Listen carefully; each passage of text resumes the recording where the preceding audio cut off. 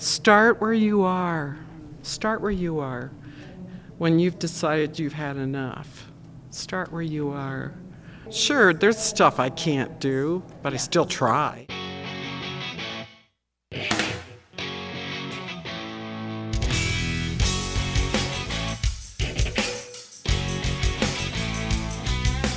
Hey, I'm Brie Stockwell. I'm a nature photographer, owner of Wild Women Photography, leading co-ed creative photography retreats and workshops for women. And I'm also the host of this podcast, Wild Women in Photography. Today's episode is part 2 of my special Women in the Wild series recorded at the recent Outdoor Photo Alliance conference. Join me as I chat with conference guests and wild women, Arianna DuPont, Monica Rasmussen, Kathy Winograd, and Darlene Sours. I'm excited to share these inspiring conversations from female photographers filled with personal stories and conference reflections. Check out the episode description for links to their work and more. Now, on to the episode. Let's go.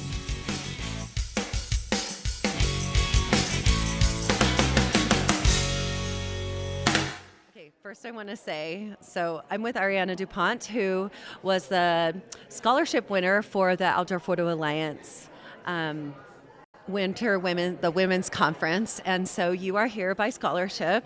So congratulations. Thank you for joining us. Thank you, Brie. I'm so excited to be here. And we also want to recognize her mom, Cookie, who was currently just like taking a little video. Yes, Mom, I love you. Thank you for coming with me. Yeah, she's here with her mom. It's pretty awesome. Yes. So how old are you? I'm 17. Okay, awesome. Yes. And I actually usually ask people to tell me a little bit about themselves, but I just wanted to start recording and do this. So what I love is that you're here with all these amazing women. So why don't you just start by telling us a little bit about yourself, and why you decided to apply for the scholarship. Okay.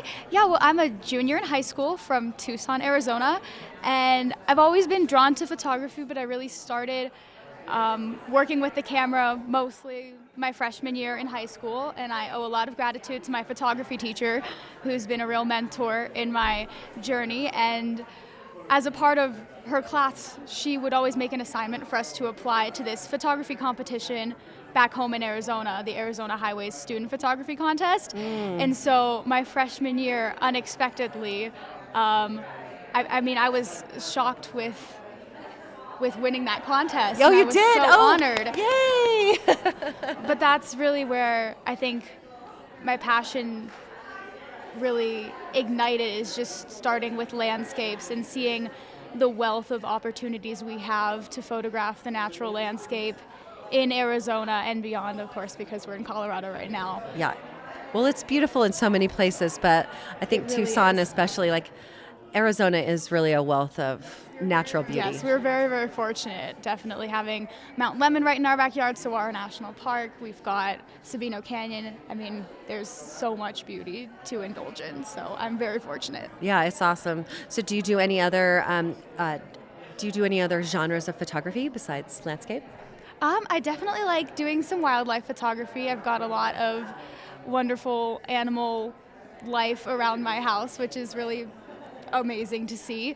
But I've also enjoyed doing some events. I like capturing candid shots of people and just trying to encapsulate some aspects of human emotion and expression. So I've gone on a couple shoots. I've gone to a wedding. I've gone to retirement functions, those sorts of things, celebrating people. And I love being surrounded by that sort of excitement and that festive energy, that sort of celebration of human achievement and people coming together, relationships. It's all so great to see. It's very uplifting. Yeah. I like being in that space where there's joy and celebration happening too. Yeah. That's really fun. I usually just do those with my phone though. Yes.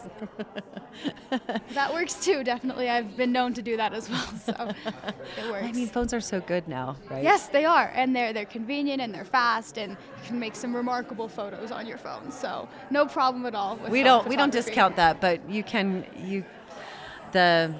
Oh my gosh, am I not awake yet? I think I'm not awake yet. So sorry, everybody.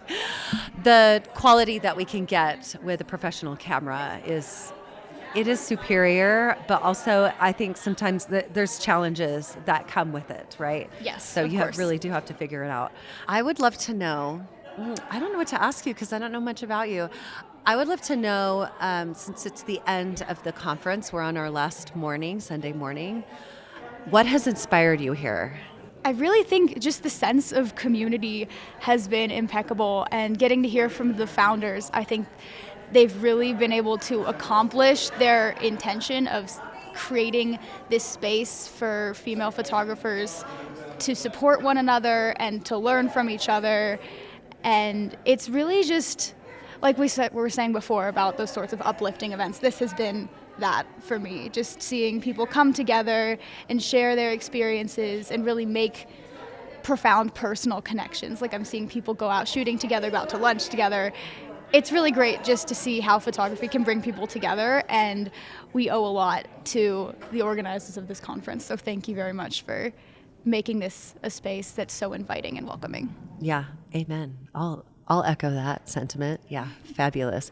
Have there been any of the speakers that have particularly resonated with you? Yeah, I really liked listening to everything that Jen had to say in particular. Jen Walton? Yes.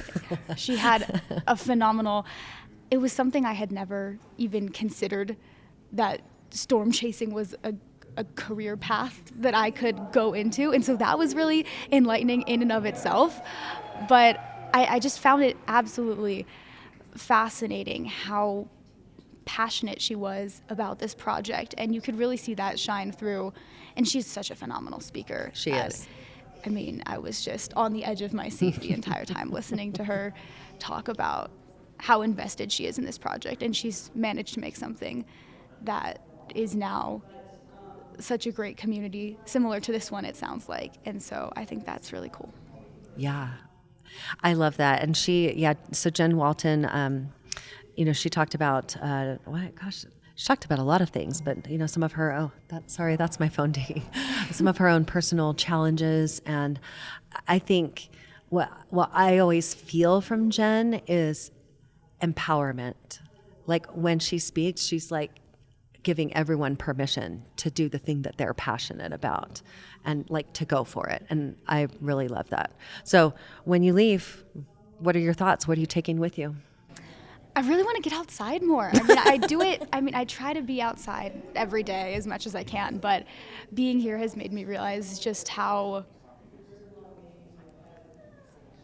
I don't know, it makes me so much happier just to be outside, and I feel so deeply connected to myself and the natural world when I'm out shooting photographs. And I think, like a lot of the speakers were mentioning, sort of becoming more detached from the results and the expectations that you have for a given shot or a given day, and just going out and being more flexible and just open to the scenes that you see in front of you, I think is a really great message. So just being outside for myself and being invested in the natural world in that sense, more so than necessarily being so fixated on getting the perfect or the right shot. The shot. I think is the banger.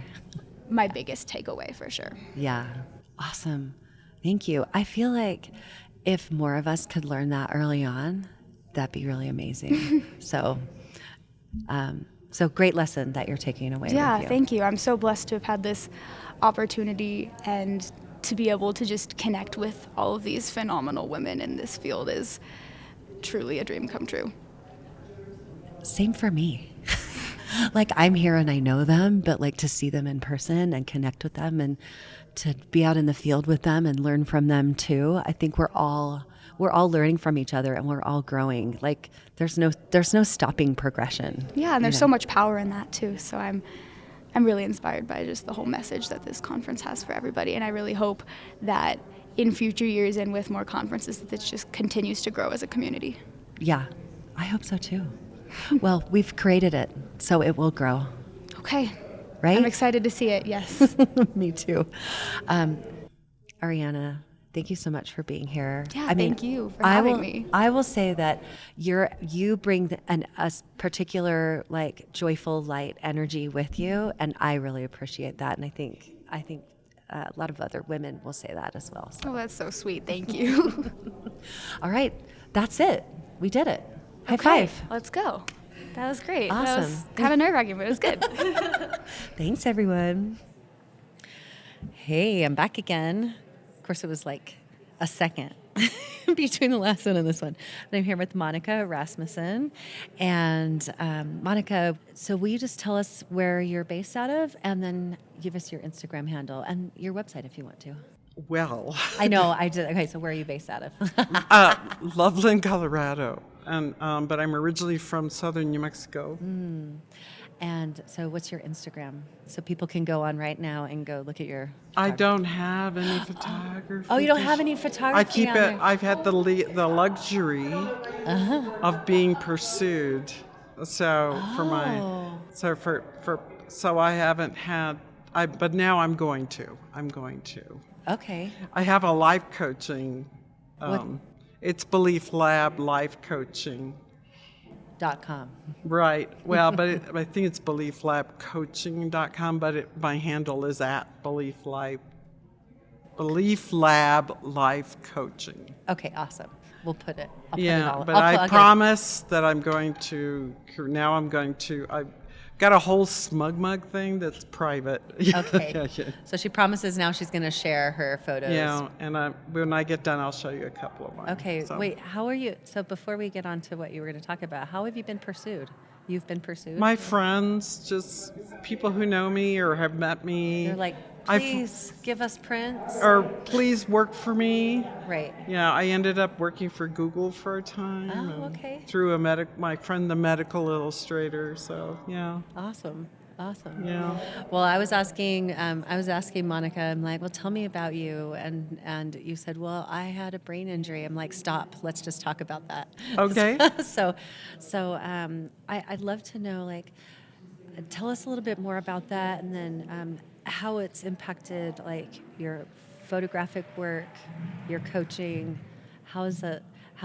Because you said I've had life events. That's what you said. Yeah, but that's more. That's just one of them. Oh, that's just one of them. Okay. But well, tell us whatever you want then. Well, just let's start with I'm a first generation American, and grew up in a house with my father was bipolar, so it was not a very fun time, but I was a daredevil child.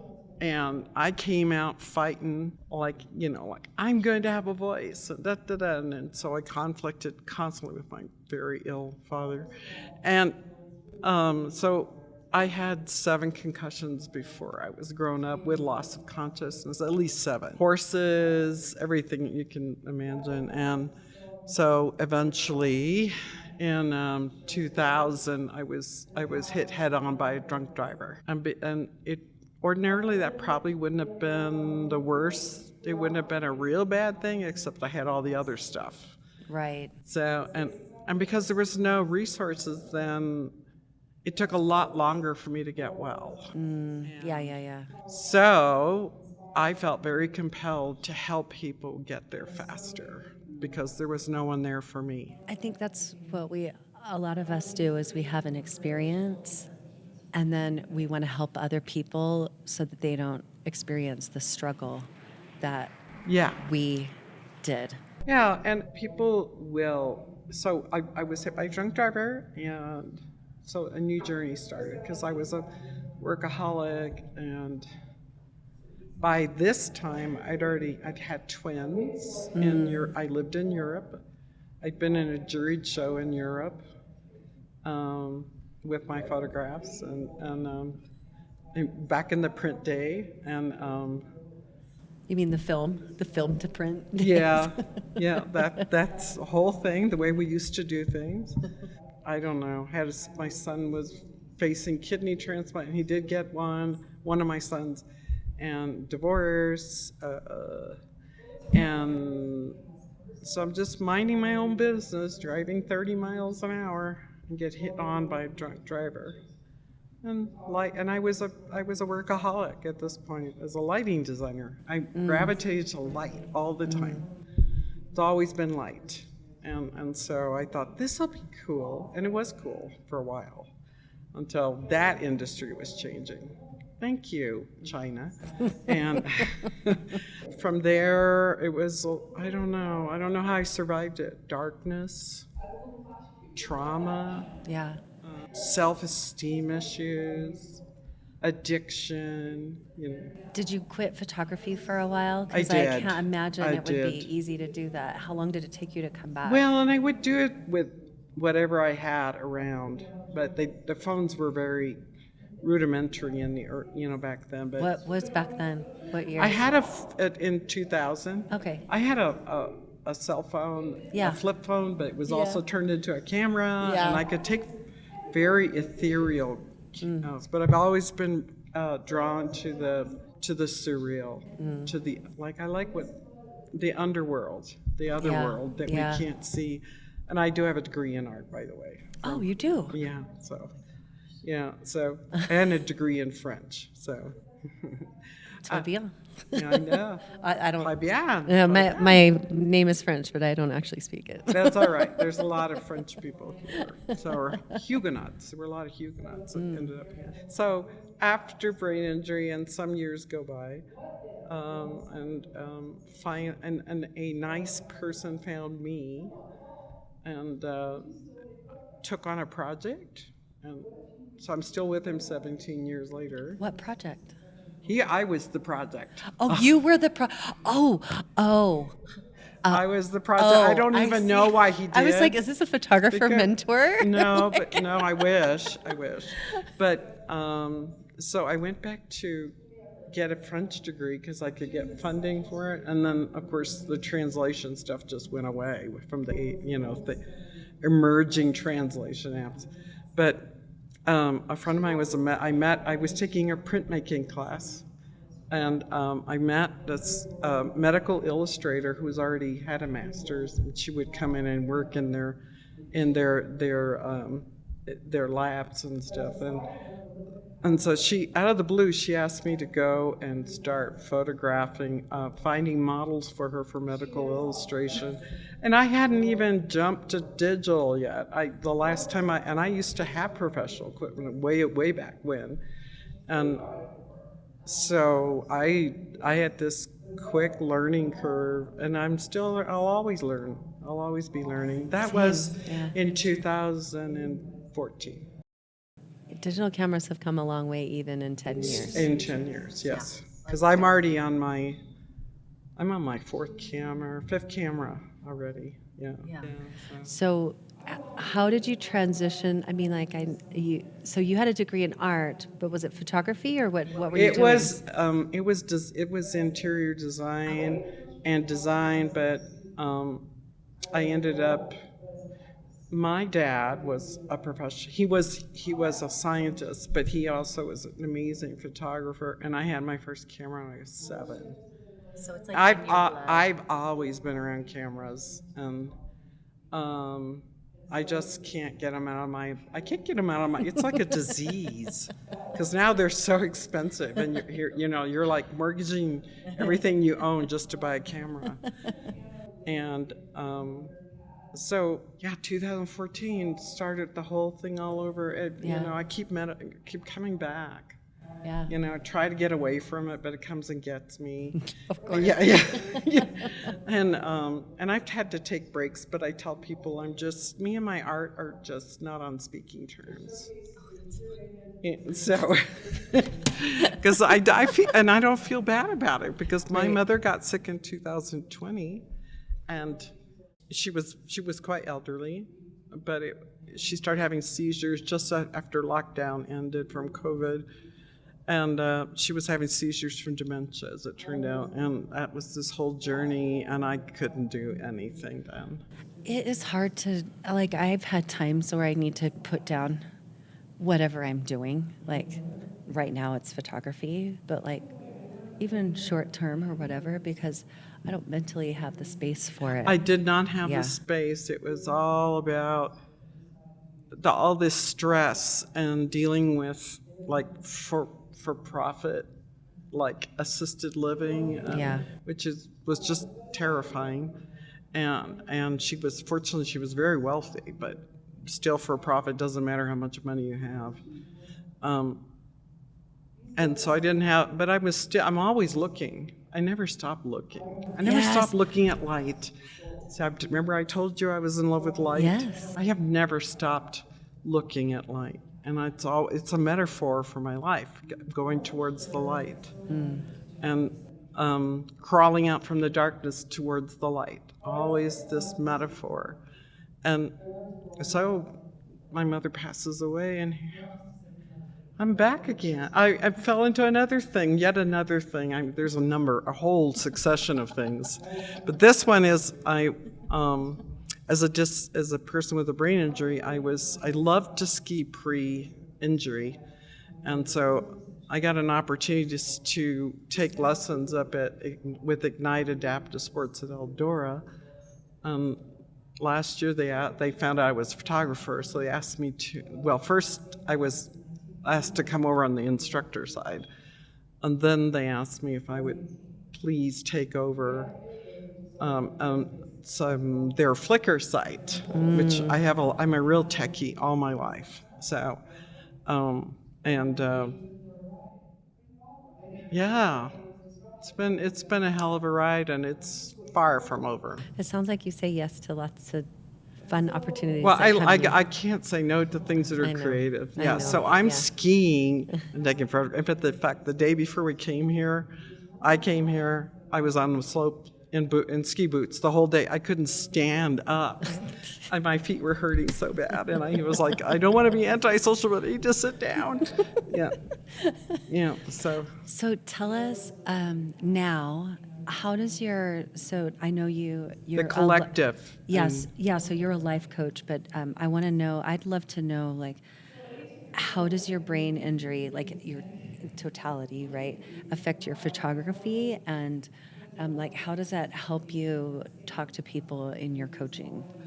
Well, and I'm also an art therapy certified life coach. Yeah, of course. So in fact, I'm thinking up a project for them. Right, my class I teach with the Brain Injury Association for Colorado on Zoom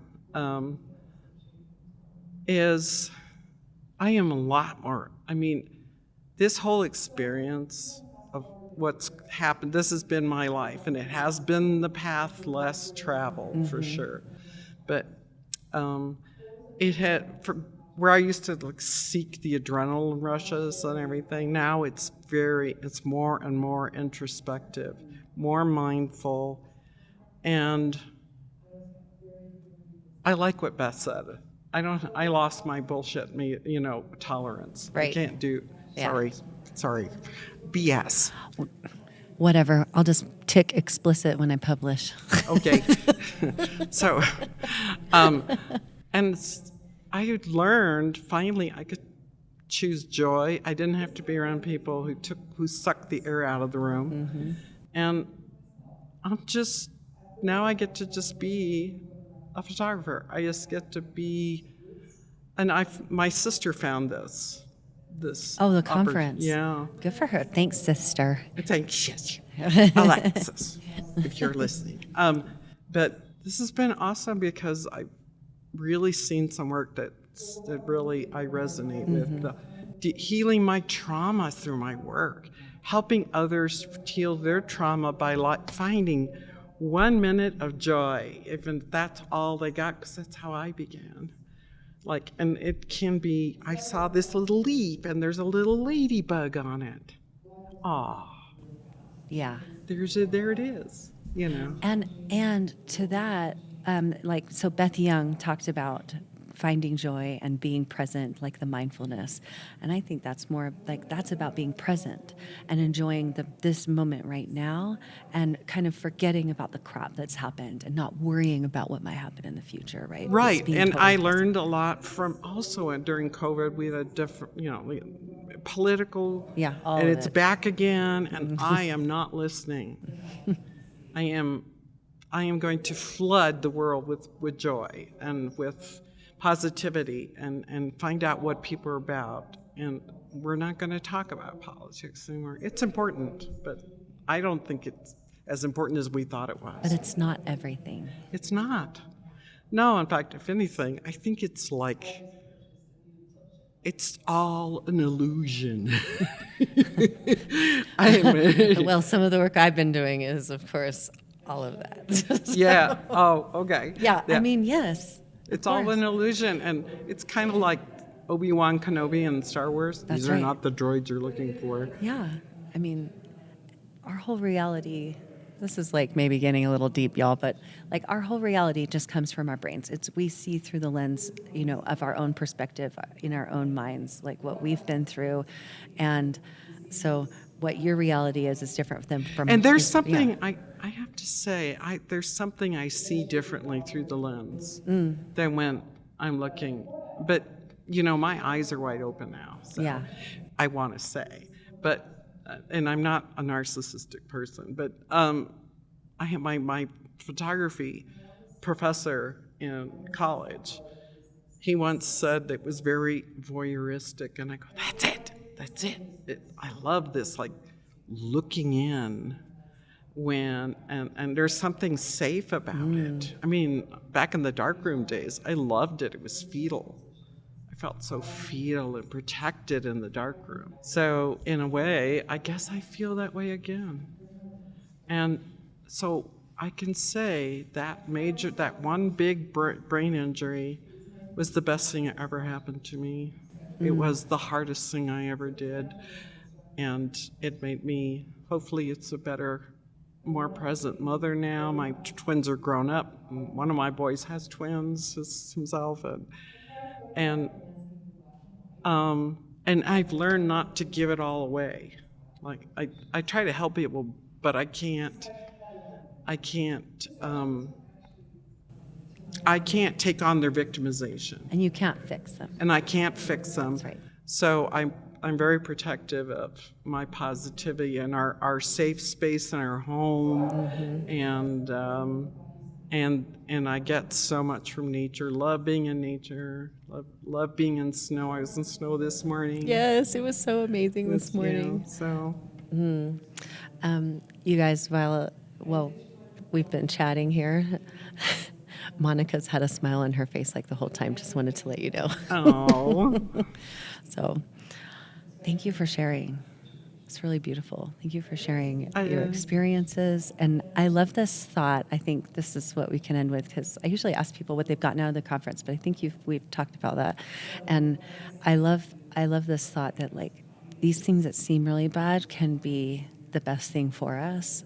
It's just figuring out how. Maybe it takes time. Maybe it takes a little work, Start where you are. Start where you are. When you've decided you've had enough, start where you are. And sure, there's stuff I can't do, but I still try. I love that. I still Of course try. you do. You're skiing. And I even, like, the other day I tried taking photographs while I was on skis and moving, because I'm trying to push, even though my balance is not the best, but yoga's helped me so much with that. But I love the connection here. I mean, I think photographers work in a cocoon, or in a We're a little in a vacuum. solitary sometimes. We're yeah. solitary birds, and I'm really okay with my solitude. But it's really fun to connect. Yeah. I'm not an introvert, but I kind of act like one sometimes. So. Especially when you don't know people. Well, Sometimes. yeah. I mean, I'm yeah. just saying, like. Yeah, And it's hard. It was like I didn't come with. I didn't come up here with expectations. I looked at the lineup, but I said I'm just going to come and see what happens.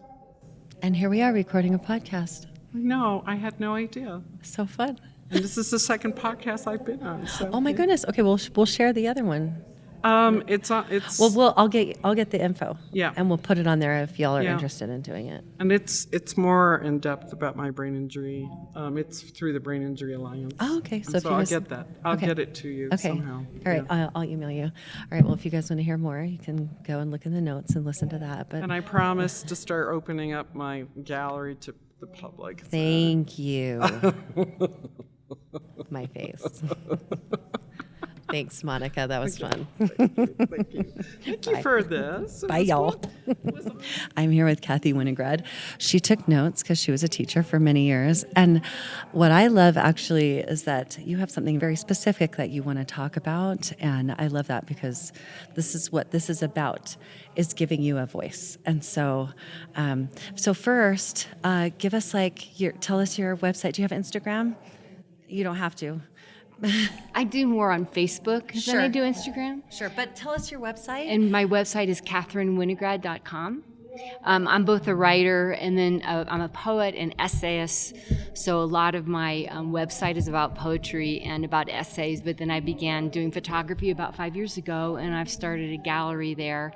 And so I wanted to talk about poetry and photography, and because I have been struck by over the head since I've been here about the similarities between the two. Yes. One, I am shocked at how many photographers here have talked about that they are writers, or that they wish they were writers, or they wish they were poets, or they wrote poetry. It made me start thinking about why. Victoria Hack and I had a really interesting discussion before I realized she was Victoria Hack. It was about photography and poetry. She was just one of me sitting there. But we really started thinking about it, and I think there's really three things I want to say about it. I think that first, that poetry and photography are so similar because it really comes from intuition, from wanting to kind of delve down into the heart. So Yes. the photographers out there, she sees something and it somehow grabs her, and she may not understand why, but it does. So she begins to take her photos. The poet sits down to write, maybe sees an image and then begins to write it. And then we don't know why, but it's just that first initial impulse that I have seen something, it has spoken to me, and now I'm going to shoot it or I'm going to write it. And I want to say on that same vein, like I felt like sometimes I feel like I receive a photo. And I think that's the same thing. And it doesn't come in like a full picture. It's like intuitively, I feel like I feel a piece of it. And so I kind of, and I don't know if this is what you're going to talk about too, but like we get snippets of things, and it might be like a word or a phrase, or like I'm looking in a landscape and I'm seeing a particular thing. I'm like, okay, what is this about? How do I want to talk about that, right? That's exactly right. And so I think that really becomes like the second process of doing photography or writing a poem. I mean, over the years, I had so many students who would write a poem and they say, I don't want to touch it because this was from the muse. But what they don't realize is that they've given themselves all these doors to step into. And I think the photographer has done the same thing.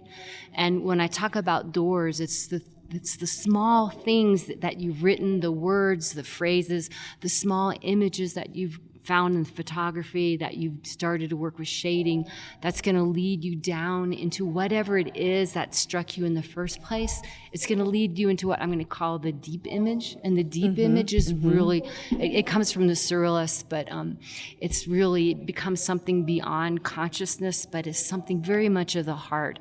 And so as a photographer, what I'm learning here, it's been very wonderful here, is that the photographer finds these doors, and what are they going to first crop?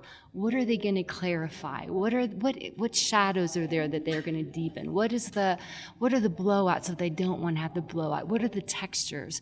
And for the poet, we sit down and we ask ourselves, well, here is the abstract word. What is the specific thing I want to say? What is the metaphor that's coming to me that somehow is going to intuitively lead me down to that deeper image? And the reason that we want to get there is not just for ourselves. Because if we were happy with what we had done just for ourselves, we would just leave the poem alone, the photograph alone. But one, we want to discover whatever gifts that we give into ourselves. But two, we have an audience in mind. I write a poem not for myself. I could sit down and put it in a journal and be happy with it. But I have an audience out there that I want to share that poem with. The photographer here has a photograph that they want to share with the audience. And they want that audience, I want that reader to experience the same thing that I have experienced, to feel that same feeling. And that's why, right now they're doing a wonderful presentation on post-production.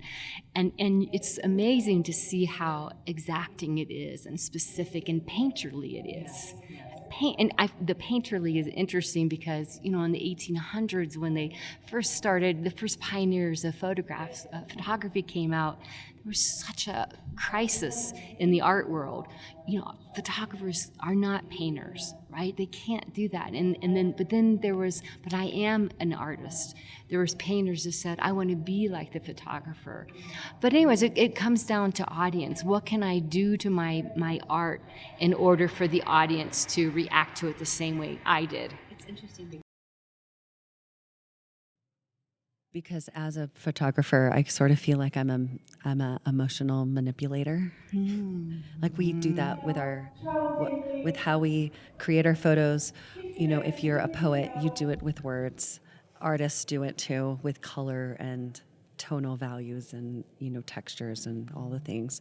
But I think it boils down to how I do a lot of times create for me, but also when I'm doing the editing, I'm like, how do I want to bring people to me? How do I want to sort of manipulate? Okay, not in a bad way, but in sort of a how can I help you experience the same? Well, I'm going to disagree with you because I don't think you're an emotional manipulator. I think what you're really trying to do is you are at the same time that you're discovering whatever it is that, is like this heart spring for you, you're also wanting to share that. And so the manipulation is really you uncovering what is hidden and then revealing it both to yourself and then later to the person that looks at the photograph. Yeah, and so maybe you disagree with the words, but I think the sentiment is the same. I think I'm just disagreeing with the emotional manipulator. You are not a manipulator. I did that to be controversial, y'all. You did a good job. Yeah, I touched a nerve. No, I'm just kidding. Yeah. Oh, I love this idea that here's what I love. I think so often photographers are like, I'm not an artist. I'm not really creative. And thank you. I'm saying bye to everyone as we go because they're coming out now, but everyone is creative. And I feel like if you press the shutter button, then you are an artist. And I would hope everyone could learn to think of themselves like that. Oh, absolutely. I think there was just one of the presentations was talking about if we had 3 or 4 people out there taking the same scene, we would all be doing it very differently. Just how we see it, how we might manipulate our camera, where we might place it. Same if I was to be with other people and we were all struck by something and decided to go write a poem about it. We would all approach it in a very different way, and I think that makes us artists. It is about creativity, but it's also really about this deep heart of things, and that's what makes us an artist. And I don't think anybody who's a robot's going to be out there making pictures. They're going to be out there doing photographs because of who they are, the human artists that they are, whether they realize that themselves or not. Yeah, I tend to agree, although I think people don't sometimes see it that way, but yeah. Well, they didn't in the 1800s, so I guess it's been going on for a few centuries. I just kind of waffled back and forth over time, like, are photographers artists or not? Do we just, I'll say this one thing. No, I was just thinking about my friend who's a photojournalist, my friend Aaron who's a photojournalist, and he does that for his work.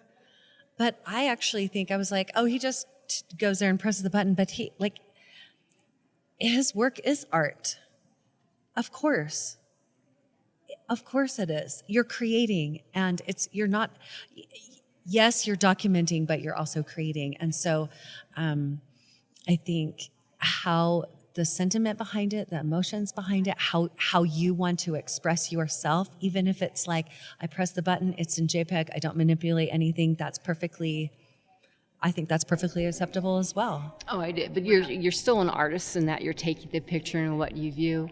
I think that last thing I want to just say is to the photographers that I have had this wonderful chance to be with for the last few days.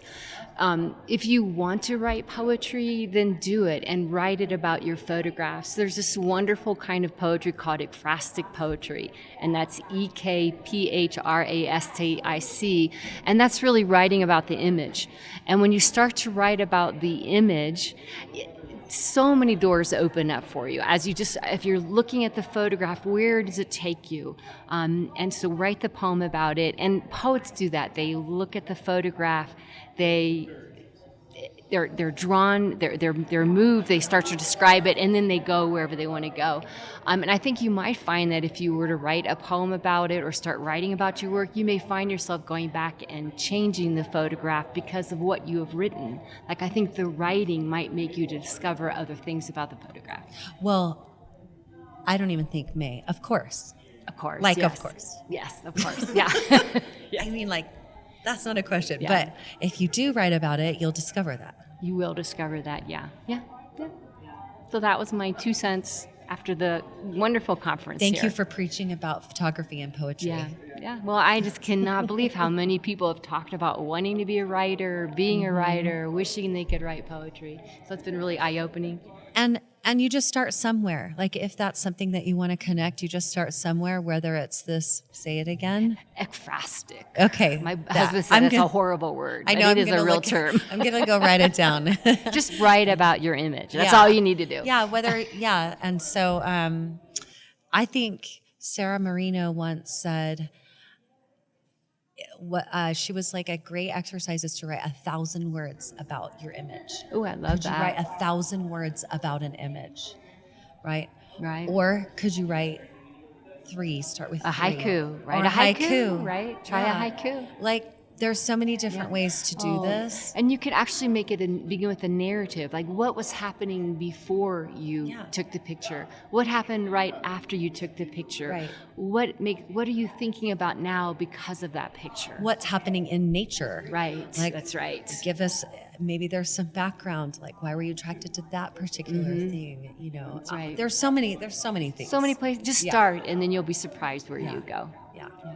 All right. All right. Thank you for letting me speak. Oh, on thank the you so much. podcast. All right, everyone. All the stuff that we talked about there'll be notes, and that's it. Thank you again. Thank you. Thanks. Bye. Bye. So, hi everyone. I'm back. Back again. We're at a break. So I'm recording all these like usually during a break, or maybe it cuts into a little bit of speakers. So that might happen here. But I'm here with Darlene Sours, who I've never met before. And actually all these women that I've spoken with. Are you leaving now? Oh, bye, Betsy Botsford. It was so good to meet you. Mwah. I recorded with her. Oh, nice. And she's leaving. She's out the door. I'm going to leave all that in. What was I saying? What was I saying before? You were saying that most of the people here you haven't met before. Oh yeah, thank you. Mm-hmm. I was just telling Darlene, I'm like, my brain is not on. I'm not at 100% right now. So it's no good. Okay, so yeah, what I love is like most of the women I haven't met before, and it's so interesting to hear like so many different kinds of stories. Absolutely. And also watch everyone connect with each other. Yes. There's an empowerment here for sure. Yeah. And it makes you feel safe and seen and just kind of vulnerable too. I think there's been a lot of tears up there and Yes. You know what, I don't think this would normally happen in like a regular conference, and like I love the men in our community. of course. But I think having all women here, I think it's allowed some of our speakers to feel like it's okay to like have a tear when they have an emotional moment. Yes. And we don't usually see that. No. Kind of hold it back a little bit. Yeah, so there is some vulnerability involved. Yeah. I love that. Me too. Kind of softens the situation. And for me, I'm sure, and for you, I've shed a few tears this weekend. Certainly, I felt. Certainly, I felt a little emotional. I don't know if I've shed tears, but like I felt it. Mm-hmm. Like I felt it. Yeah. Yeah, and I love. Actually, don't mind seeing the emotion come out. No, I love it. I love it. For me, I don't get that way. I don't think I'm a very emotional person. I kind of keep it in. I hide it. But I think that's just my history, just how I grew up, and that's just what you did. Right. Yeah. If you grew up with a stoic father like mine. Yeah, I'm actually on that journey too. Like I want to be more emotional. Not that I need to cry when somebody else is Yeah. crying, but like I want to really feel it, and I want to feel more deeply. Mm-hmm. And actually, I know this conversation isn't about me, but I have felt in my own photography journey, I think it's allowed me to feel more deeply as I do it. And I don't remember the speaker that was talking about that. The picture of two pictures side by side, one when she was feeling one way, and then the other when Charlotte. Charlotte. Yeah, Yes. Charlotte Oh, did. I just loved her presentation. Yeah. And I thought, oh, that's kind of what I do. Yeah, we do, like, we make photos with our emotions. Yeah. And then, like, we click the shutter with our emotions. Yes, we do. We point our camera and click the shutter, right, with those. And then we also edit with our emotions. Yep. And I don't think we can separate ourselves from them. Nope. It's part of who we are. Yeah, and it's so good. Yeah. So, where are you based? I am in Erie, 20 minutes east of Boulder, 20 minutes north of Denver. Okay. Kind of in the tip of the triangle there. And it's a great place to be, good access to a lot of different places. Yeah, I've been there I've been in Colorado for 30 years now? I don't know. I moved here in 93. So, whatever that is. 30 plus years. Yeah. Moved here from Virginia. Awesome. Yeah.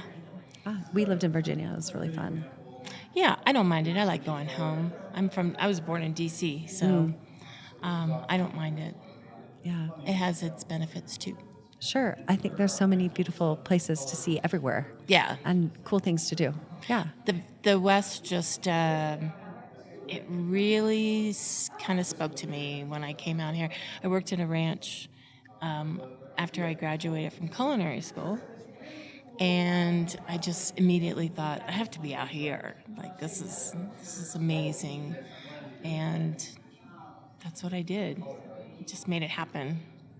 So were you like the chef at the ranch, or? Oh no, I worked under a classical trained chef who went to school at CIA and worked. Or did he go? Oh, he might have went to the Cordon Bleu. He went to the Cordon Bleu, and so I worked under him as kind of his apprentice the whole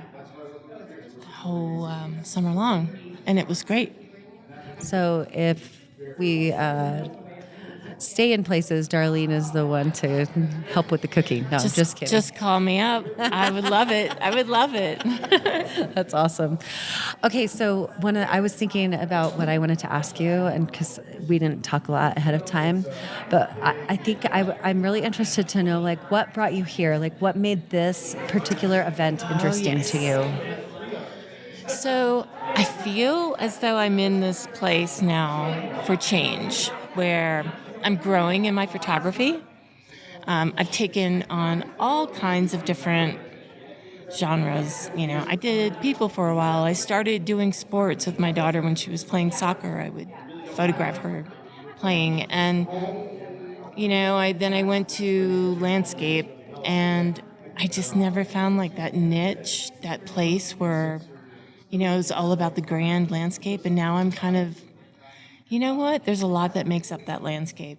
There's trees and bushes and fauna and streams and rocks, and there's all of that. There's not just this one thing. Big mountain. Yes. Yeah. Go chase the big mountain. But I'm 61 years old now, and I'm not going to be climbing up any big peaks and to get the shot. Just not going to do it. I mean, you could. I could. I could. I have in the past. I don't want to. I think staying focused on what's in front of me there's a lot of healing in that too, to really connect with nature and really see it differently, see it more intimately. And I don't know. We'll see how it goes. I've been noticing that sort of a theme across the whole conference is revisiting places, seeing deeper, Yeah. using your intuition, Yeah. letting that guide you, and so I love that.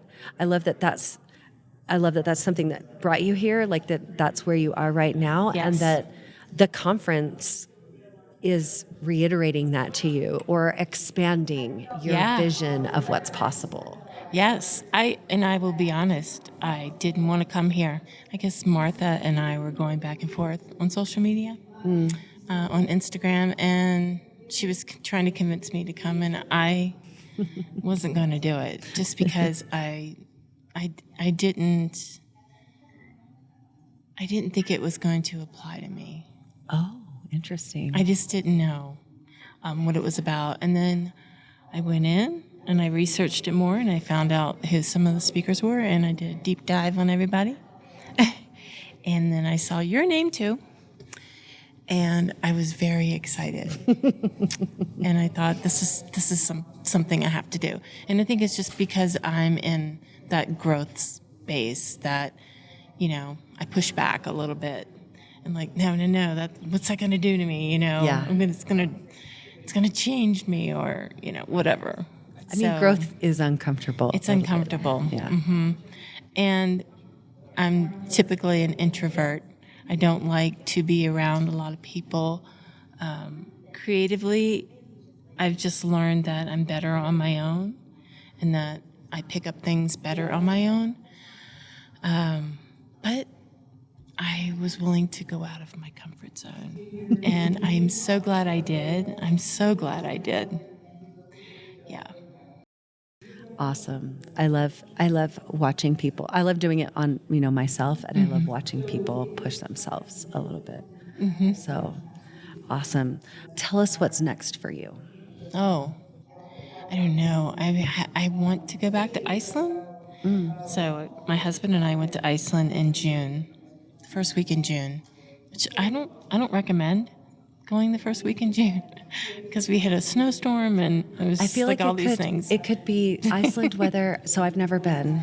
But it can snow in Iceland any time of the year. That's right. So it doesn't matter. you just pick, and yeah. Yeah. So I would like to go back by myself and do a solo trip. I took my husband. I love my husband. And it was a great place for us to get away. And he loves the outdoors, and I love the outdoors. And he makes a great Sherpa.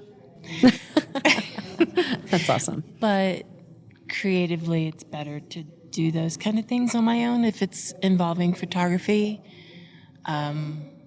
Just because I don't have to be constrained at all. I can just kind of, they have the light that lasts all night long. You can just get up in the middle of the night. You don't have to worry about how someone else is going to feel about that, and just go. I could have stayed out there all night, I think, photographing just that. So I'm looking to do that. Will that be, have you done a solo trip before? I do a lot of solo trips. I am an active road tripper. I get in my car, and I load it up, and I go out for 2-3 weeks at a time. I go to California, I go to the East Coast, I go north, south, everywhere. I just drive. Awesome. And that is how I survive, I swear. It's everything to me. I'm home for a month, and I'm ready to leave again. No offense to my family. I love my family, but it really does just satisfy everything. For me to get out there alone, it's very creative. I encourage all women to get out there and drive. Just get in your car, go somewhere, Or you and can your fly and camera. take a train, but You like can. go get out by yourself. You can. I think there's a lot we learn about ourselves when we're by ourselves. Yes. Yeah. Yeah. I found that. I've kind of always been that way, but the road trip part of me is something different that I took on, and I just can't get enough. Just can't. And so I'm hoping to go to California this year. I usually go out about probably once a year. At least I have for the last 3 years, gone out there. Different parts. It's my favorite place to be. I love the Santa Barbara area and the redwoods and going up and down the coast. It's just beautiful. So that's on my agenda. And I don't know what's next. I mean, professionally, I'm just, I'm kind of retired now, I guess. But photography, I don't want to think of it as a hobby, because I really would like to use it and definitely profit off of it if I could. I have my own website. I put that together a couple years ago, dlouisephotography.com. Thank you. I was going to ask you for that. Louise is my middle name. I just go by- Louise. Yes, D. Louise. And so I do prints out of there and that kind of thing. But I think just connecting with other women is going to go a long way Yeah. to seeing what's next. Awesome. Widening the network. Yes, Yeah. that's what I want to do. Yeah. That's what I've loved. I've loved that a lot about this conference too. I feel like I haven't met enough people, and there's a lot of people here. I know. But I feel like I have not talked to everybody. I have to talk to everybody. I know. Wouldn't it be fun? Yes. You could just spend longer and talk to everybody. I know. Another week or so. Well, it was my privilege to talk with you. Thank you, So, Brie. Thank you for coming on and chatting with me. I've loved it. All right. That's it. Have fun in your next road trip. I will. You'll be seeing it on Instagram. Oh, yeah, I will. Oh, will you share your Instagram before you go? Yes, it's D. Louise Photography. At Instagram. On Instagram. Whatever you can that find is. me. I'm there. Just look up D. Louise. I guess typically you can look up Darlene Sours too. Sours. I don't like to use that. Okay. D. Well, Louise. and if you don't want to look it up, just go in the notes for this and it'll all be there. I'll be there. There you go. Thank you. Thank you. Ready to elevate your photography?